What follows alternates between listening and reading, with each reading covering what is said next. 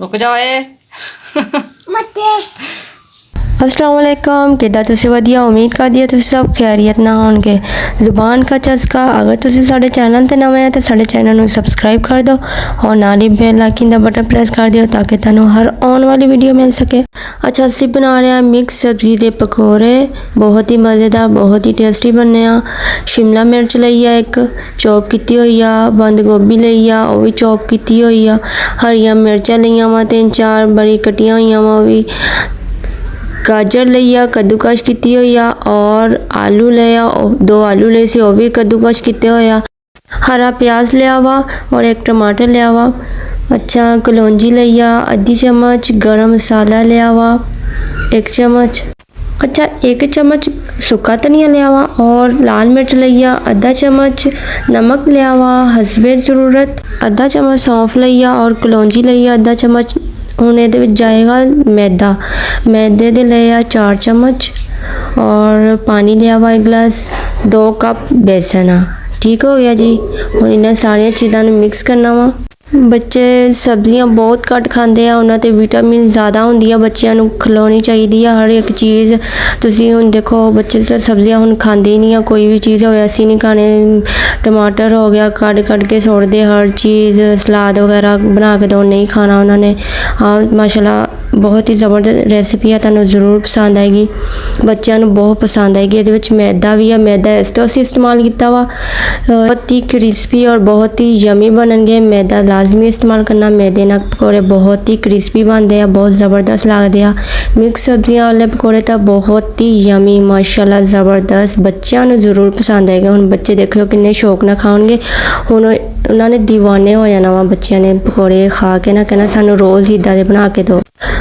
आधा चम्मच लाल मिर्च और नमक हसबे ज़रूरत, सूखा धनिया पावांगे 1 चम्मच और गरम मसाला जाएगा 1 चम्मच और आधा चम्मच अजवैन दा पावांगे। बहुत मज़ेदार पकौड़े लगणगे, अजवैन दी बहुत अच्छी खुशबू आती है। सौंफ और कलौंजी बहुत ही ज़बरदस्त है, इन्हां दा बहुत ही मज़ेदार बनने वाले पकौड़े है। रेसिपी तुसीं कोई भी वीडियो का पार्ट मिस नहीं करना है, रेसिपी बहुत ही ज़बरदस्त होने वाली है, बहुत मज़ेदार। अच्छा पहले अच्छी तरह मिक्स कर लवांगे और फिर पानी की जितनी ज़रूरत होई उन्ना इस्तेमाल करांगे, इन्ना ज़्यादा पतला नहीं करना, थोड़ा थोड़ा करके पानी पावांगे क्योंकि सब्जियां दा भी अपना पानी हुंदा वा। इहदे विच मैं दूसरा प्याज नहीं पाया, मैं हरा प्याज पाया वा, इहदे नाल ज़्यादा टेस्टी बनेगा। अगर तुसीं चाहो तो दूसरा प्याज भी पा सकते हैं, हरी नहीं है तो दूसरी पा लो, बेशक कोई मसला नहीं है। और हाँ हल्दी मैं नहीं पाई, हल्दी मैं इस तो नहीं पाई क्योंकि पकौड़े का कलर अच्छा नहीं आना, काले जे हो जाने और घी भी काला हो जाता वा, फिर मज़ा नहीं हुंदा ते पकौड़े का रंग जरा ना वो अच्छा नहीं आता।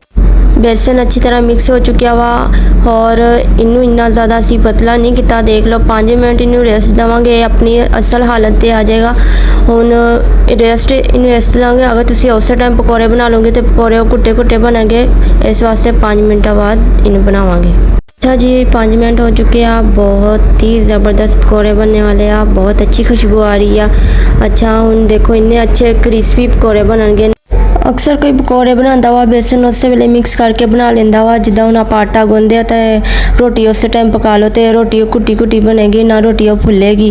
हुण इद्दां पकौड़े भी इस तरह ही बनणगे कि आपां थोड़ी देर इनू रेस्ट देवांगे और जो बनावांगे फुलणगे भी और क्रिस्पी भी बनणगे, ज़बरदस्त पकौड़े बनणगे। नहीं तो फिर अगर उस टाइम बना लो फिर कह देंगे आ बेसन खराब आ सही बेसन नहीं आ, गलती तुहाडी अपनी हुंदी है, तुसीं इनू 5 मिनट वास्ते रख देनी आ।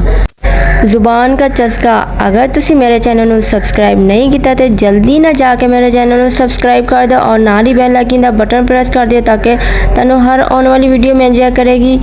और लाइक शेयर भी कर दिया करो, मैनू कमेंट करके ज़रूर दसियो तुहानू मेरी रेसिपी किद्दां दी लगी।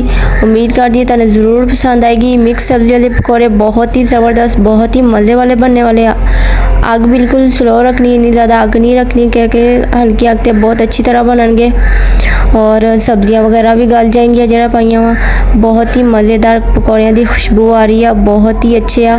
उम्मीद करदी हां तुहानू ज़रूर पसंद आन। रमज़ान शरीफ आ रहा वा, पकौड़ियां की रेसिपी बहुत ही ज़बरदस्त आ, तुसी ट्राई करके ज़रूर देखियो, तुहानू ज़रूर पसंद आएगा।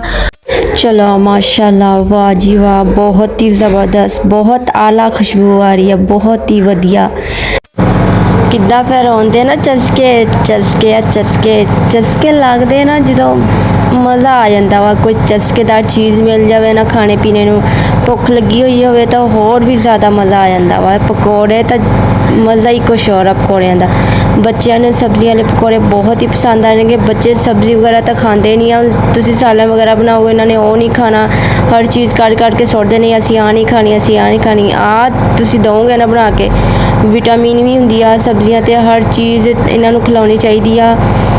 ਹੁਣ ਦੇਖੋ ਮੈਨੂੰ ਵੀਡੀਓ ਵੀ ਨਹੀਂ ਬਣਾ ਦਿੰਦੇ, ਦਿਨ ਦਿਹਾੜੇ ਚੋਰੀ। ਰੁਕ ਜਾ ਓਏ। ਓਕੇ, ਆਪਣਾ ਬਹੁਤ ਸਾਰਾ ਖਿਆਲ ਰੱਖਿਓ। ਅਸੀਂ ਫਿਰ ਮਿਲਾਂਗੇ ਨਵੇਂ ਚਸਕੇ ਦੇ ਨਾਲ, ਨਵੀਂ ਰੈਸਿਪੀ ਦੇ ਨਾਲ। ਓਕੇ, ਅੱਲਾ ਹਾਫਿਜ਼।